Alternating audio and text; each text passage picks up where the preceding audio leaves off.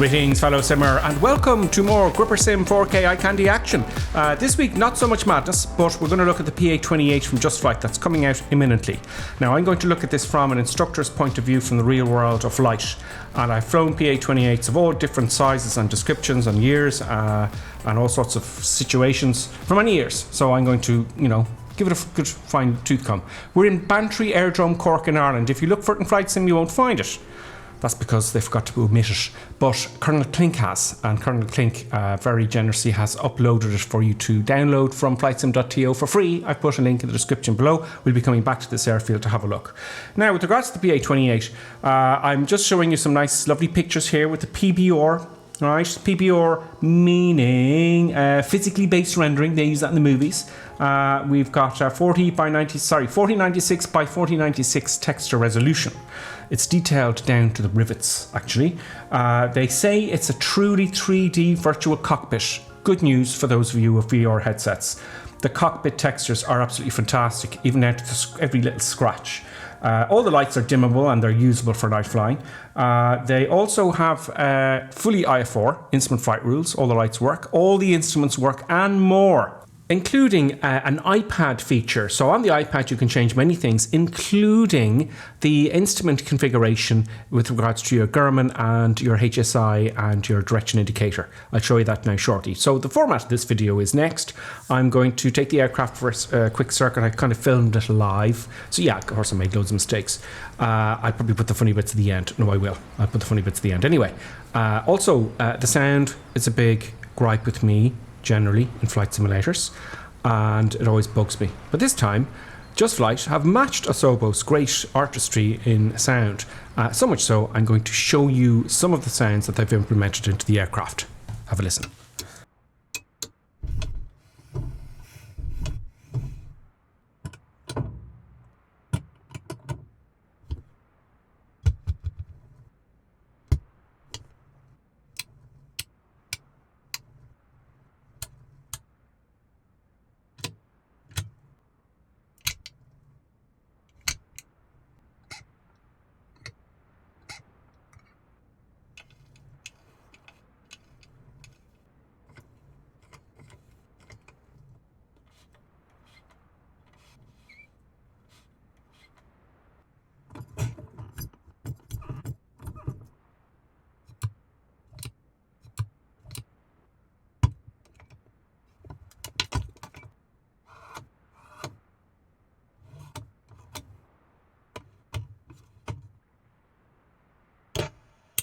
And those are the exact sounds you'll hear in an actual PA-28.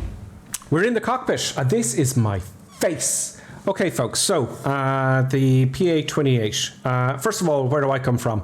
I've flown these a lot, quite a lot. This particular version, the complex version, a lot. I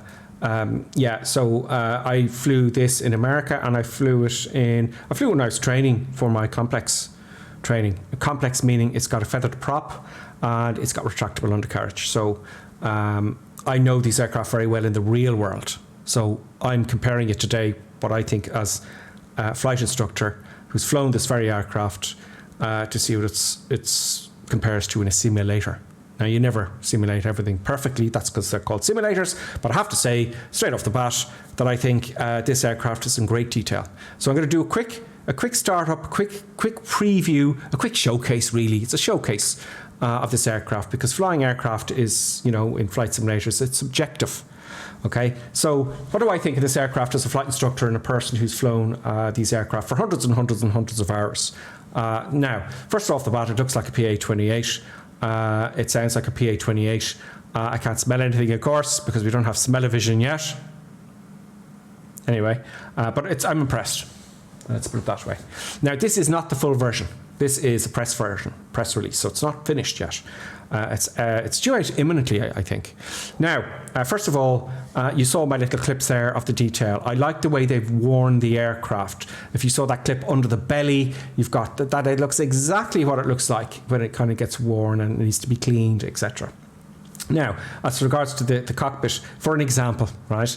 Look at the control column here, okay? The left side is more worn than the right side. Why would that be? right? That's because when you're flying an aircraft, you have to leave your right hand free to operate all the controls and instruments and radios, etc.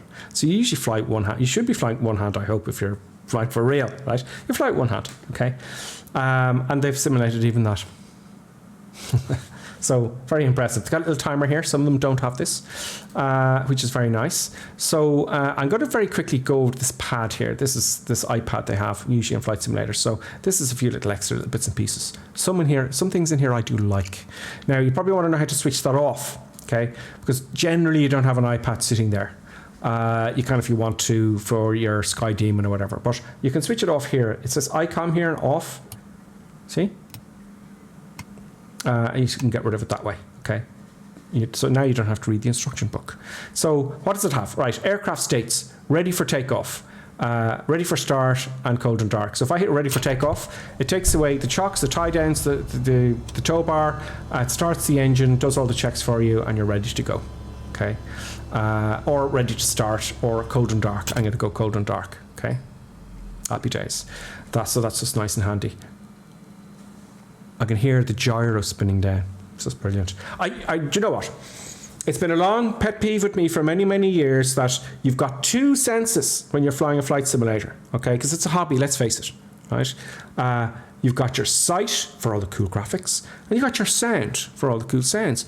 And for years I've complained that they forget about sounds altogether. They haven't in this case. Okay, because Microsoft have really raised the bar on that level, okay, thankfully. I remember flying X-plane aircraft going, that doesn't sound like a 747 at all. That's just some computer generator, and it infuriates me. This is very good sound. And hopefully I will shut up going on about the sound, but it's you've seen it, it's very impressive.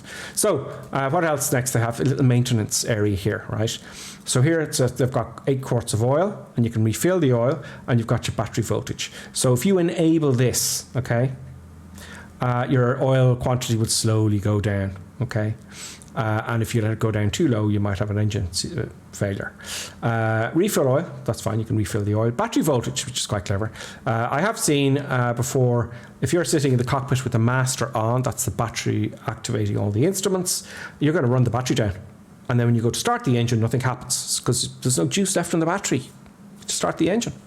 So that's very, very nice. I'll disable that. That's good. Copilot, ooh, let's hit the Copilot button. Oh. Hello. Okay, so that's the first time I've seen that. Whilst you're flying the airplane, I wonder what that looks like in VR. So very, very good. That's quite a bonus. I have to say, JustFlight have been, you know, they've raised the bar a little bit today, I think. So I'm going to call him Bob. I'm going to leave Bob on. Bob? Okay, he's not responding. But he looks quite happy, you know. So we leave Bob on. Auto, no to auto fuel selector. No. As a flight instructor, this is a problem. Usually the definition, I didn't look it up for you, but it's around about like this. The definition of an engine failure is the engine has failed, although there's fuel on board, basically, okay? What happens is, an all-low-wing aircraft, for some reason, you've got a fuel selector of some sort, right? You've got a fuel pump and a fuel selector. Now, we've got fuel off here. We've got to use the fuel from the left tank, and we've got to use the fuel from the right tank, okay? So when you start, you go to the left tank, let's say, and you're flying along fat, dumb and happy, and then the engine fails. Why is that? Well, because you've used all of the fuel from the left tank, which you should not do. You should alternate between right and left. I think at the POH it says half an hour to 45 minutes. That's the operating handbook of the actual real aircraft in real life. So that's very important not to forget that, is it? And it happens quite often. It happens. So the reason I say no to auto fuel selectors because you don't have one of the real aircraft. Okay, so I'm not going to activate that because magically it'll switch the tanks every half an hour, 45 minutes, or whatever it is. Okay. So, the next thing here is that I like is, oh, they've got a nice Garmin, you know, and actually by default it has, when you switch it on, it has a nice Garmin 100 here, okay? This is the radio stack I'm familiar with. This looks exactly like one I'd expect to go down to the airfield right now, and I'll see that exact same type of radio with all the imperfections, okay? So you've got 2 radios, 2 navs, and a transponder here. So you can switch it to the Garmin. You've got the crappy old Garmin 100 here. You can also switch that, if you click on it again, to a 430, okay, or the 530. Happy days, okay. I'm going to leave that as default, okay. So that's really handy. I have to tip my hat to JustFlight for that one. So that's a little bonus. I'm going to leave that as default. State saving, I think that's a clock. This one here, the DI, direction indicator. The direction indicator is here, okay?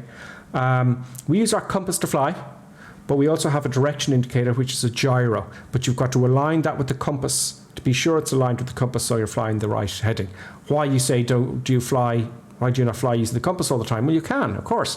But when you turn or climb or descend, or there's any bumps and whatnot, it's very hard to read it because it flails around, okay? So that's why you have a direction indicator. But on some aircraft, I'll just zoom in here so you can see it, you have a HSI, okay? HSI is slaved usually it's slaved to the compass, so it automatically aligns. And you've got you can use other instruments, you can use your ADFs, etc., etc. So it's just a more advanced version. I won't go into it in detail, but it's great to have. I think they were very clever to put that in there. Now I'm starting to think, as I've had to make a few takes of this video because, you know, I've had to make a few takes, and I'm starting to think I could. Is this study level? Well, it is, from the fact that for familiarization, cockpit familiarization. If you're going to go and do just one flight, let's say you want to fly an aircraft, choose a PA-28, go to your local school, say, you know, can I go for an introductory flight on one of your PA-28s, please? You can fly this in the sim, and when you go for your introductory flight or your lessons, you're already familiar with everything. And trust me, when you first start flying, the first ever time you start flying, you don't know where everything is. It's really confusing. Whereas you can fly this in the sim and you just know where everything is. I know it's not tactile, but you know where everything is. It really helps. So from that point of view, study level, yeah. I mean, you'll not find a commercial flight simulator anywhere with a PA-28 in it, will you? But now you have it at home, in your living room. So from that perspective, I'm thinking study level, okay? I'm thinking study level, mainly when I saw that the actual circuit breakers actually work. I'm disconnecting the circuit breakers here for the landing gear. We might have a problem later, right? Okay, and everything here works. I've tested some of them except for the landing gear. So this is, you know, it's a fan work. Let's have a look at the fan here. Fan works. Wow. Yeah, these are just the hot air controls, guys. So everything, I can't find anything that doesn't work. Okay, I'm babbling. Co-pilot, okay, aircraft options, auto fuse sector, I said no to that. GPS we've done. Yokes, you can switch the yokes on and off, okay, fine. Okay, you can, you know, but you can do that anyway by hitting the beginning of the yoke, the root of the yoke. Equipment, okay, you've got shocks, tie downs, and toolbar. I think you know what those are. If you can see here on the outside, you see the tie downs here, those bit of ropes. Then we've got our chocks, and we also have a tow bar here to tow the aircraft in and out of the cockpit. Very, very nice, very well done. It's very, very funny. We don't actually use those in Ireland. I haven't seen anyone use those except for when there's a storm, but in America they always use them, in California at least. And I've seen many times I'm sitting in the cockpit and there's someone else revving the engine, and I'm laughing because it's all tied down to the ground. And I'm going, I'm trying to get it, I feel bad for them. They're very embarrassed when it happens. So anyway, so we're going to get rid of all those because we're going to start now. We're going to do a quick circuit. Doors, it does all the doors as well. You do have your main cabin door. There's only a door on the right hand side of these aircraft. Baggage doors in the back here. I'll try and manipulate it so you can see it opening. The baggage door, it just opens and closes, that's all. You can see inside, okay? And also you have the oil door. Again, that doesn't do it. The oil door is just, I can barely see it here. So you can see it opens and closes. So that's just nice. Great, okay, so, and there's also a little bit of information about your flight here, flight info. And of course it measures your engine time. Look, 0.2, you see I've been flying around with checking it out. So that's very impressive. So yeah, everything here in the cockpit is just like I've seen it a million times. I really have. So is it study level? It's the most study level PA-28 I've ever seen in a flight simulator. There you go, that's the Gripper Sim seal of approval, if you like. So it is the most realistic PA-28 I've seen so far. Now, what else have I shown you? This here it looks like a parking brake, an old-fashioned parking brake. This is the flaps. Okay, the flaps are here. Now my sightic is broken again. It won't work for some reason. It's on and off, but you can see the flaps are down there. A bit of, looks like the bit of the wing is missing. I'm not going to use flaps because I'm going to be very, very busy today, so we're going to take off the flaps up. This is the brakes here. Even the sound is exactly identical to the real thing. So let's start her up and go for a quick flight, okay? Right, I'm not going to go to the checklist because it's a flight simulator, but usually I do. One little thing I do notice about this is that as it's not the full finished version yet, I'm sitting a bit high, I feel. Like that's really high. If I'm hitting the space bar now, okay? So it's just a little bit high. Maybe I'm not over 6 feet, but it's not a big thing. I know I'm being picky. Even the shades work. I mean, come on. Right, let's start her up. Let's put the control column. I've taken the control column back, so the keys are off. Let's switch on the master switch. Look at the gyro spinning up here, look. That's exactly, I just can't get over the detail. Great, okay, let's put on some beacons here. Let's put on the beacon light. My mouse is all of a sudden gone very slow. We leave all, the fuel pump sounds exactly like the real thing. You should have that on for takeoff and on for landing. You switch it off for the cruise. I leave it off because it'll disturb us. Let's make sure we got fuel, so let's make sure the mixture is rich. Make sure the prop is fully forward and make sure we're on the left tank. That's all good. And let's start the engine. Let's just get you a view here of the prop while it's starting.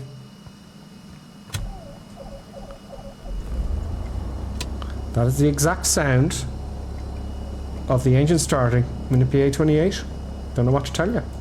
There's an autopilot in this aircraft yet. I've never used the autopilot in these. I've never seen it. They're always disabled or they're just not there. Okay, so that's everything on. Lights on. We're not going to use the flaps. I may close the door. I may close the door. Our friend is in our way. That's interesting. Let's switch on back. Let's get rid of Bob here. Usually, to close the door, you pull this handle here. See that? There's two locks. There's one on top, and there's one on the bottom. And there's only a door on the left side. Sorry, on the right side. Excuse me.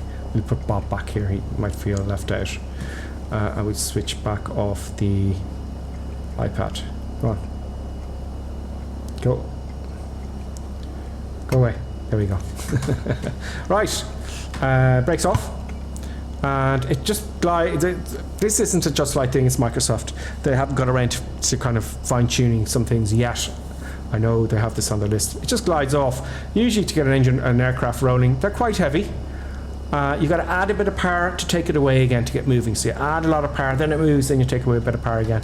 So I don't get that feeling of weight as I, taxied off there. I'm just going to go back to use all the runway right at the beginning. The sounds are incredible. Let's listen to the brakes. Okay, you don't necessarily really hear any. The brakes are good. Excellent. So let's just take off, fly like we stole it, and see what problems we have. Right, full power. I've just been quiet so you can hear the sound.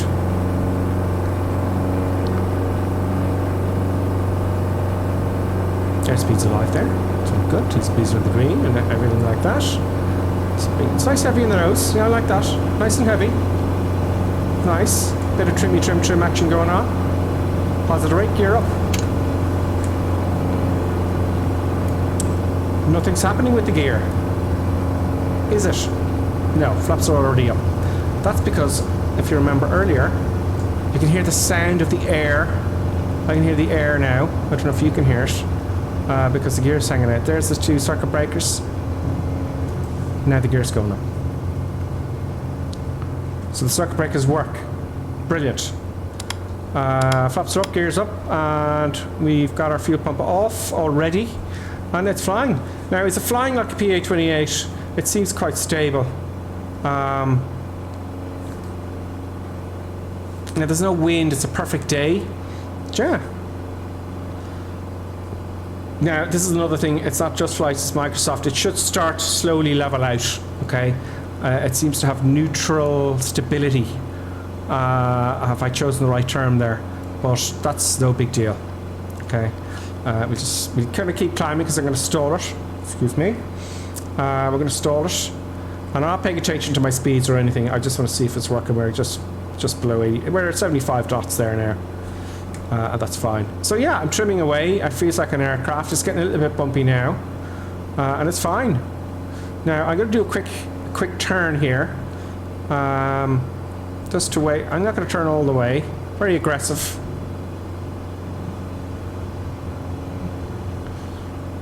Yeah, that's great.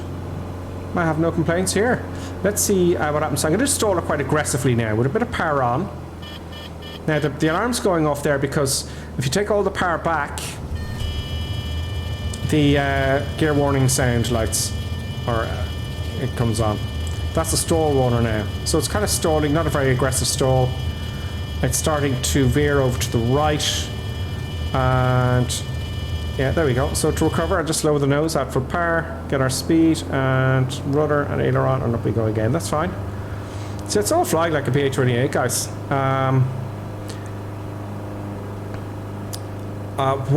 What do I not like?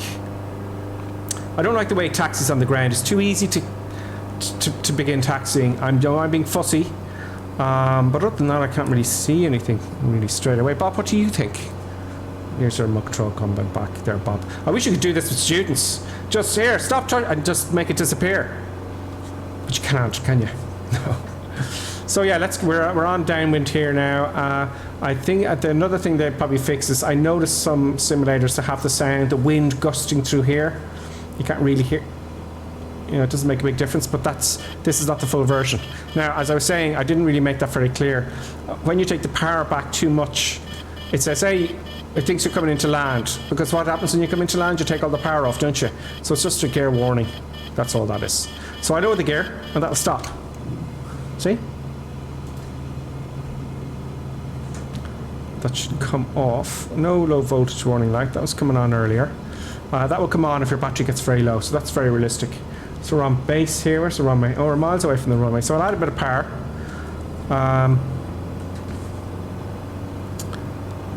And we get ready for landing. We're going to use flaps for landing. So our gear is down.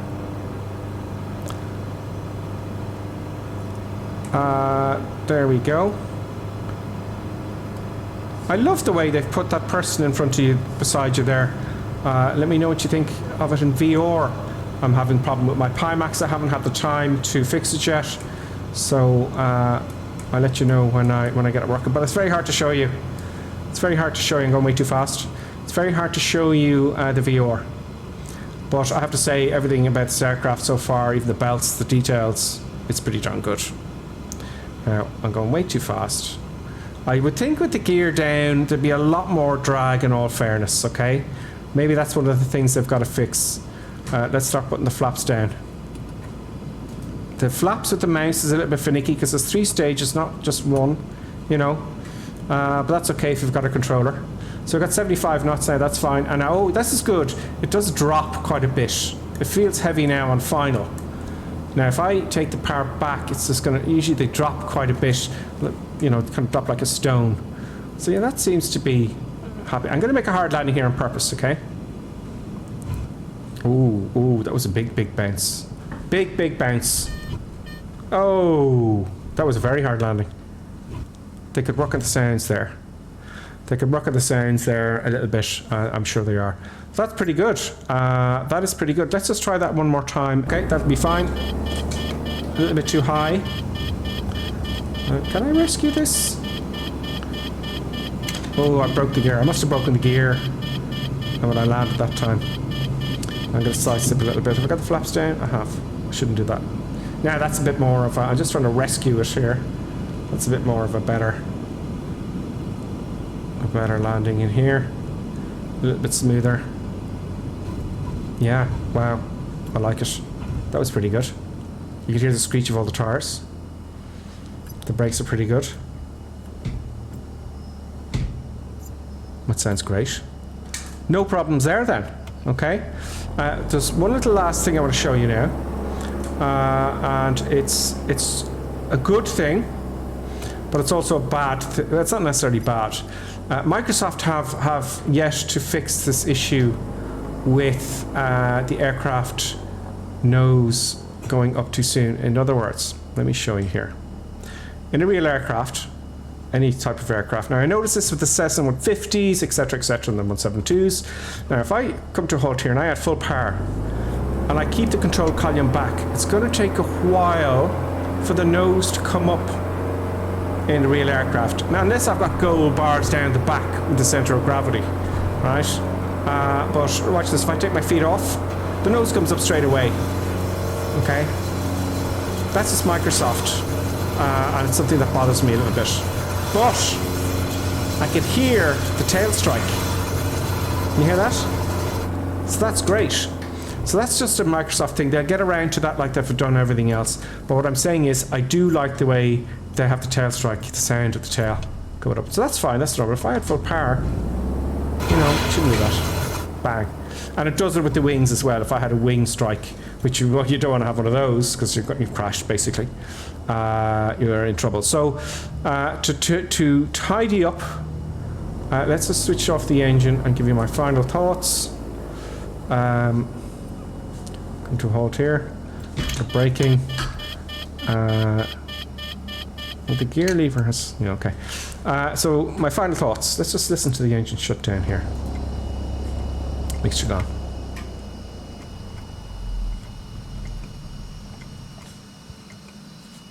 They've done a great job in the sounds, I have to tell you that. PA-28 as an add-on for Microsoft Flight Simulator, yeah, it's great, it's brilliant.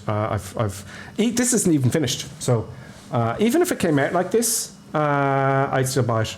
I'm going to have to buy it because they only gave me a press version that isn't the full version, So I'll be buying it because I'll be streaming in this probably, you know, from time to time. I'd like it in my collection. I've flown the PA-28s, and yeah, I give it the thumbs up. It's weathered. It doesn't look new. Look at the floor. Now I know you've seen all the pictures from my little video here, but it's frozen. It's frozen. Oh, it's frozen again. Frozen. Right. Okay. I'm back. That's just my computer. So I've got 3 things recording this. So there is that notes button there. Sometimes if I move the mouse somewhere, see, this is not going well at all. I just have to do this now all over again. Brilliant. Start again. Fabulous. 3 and a smoother landing there.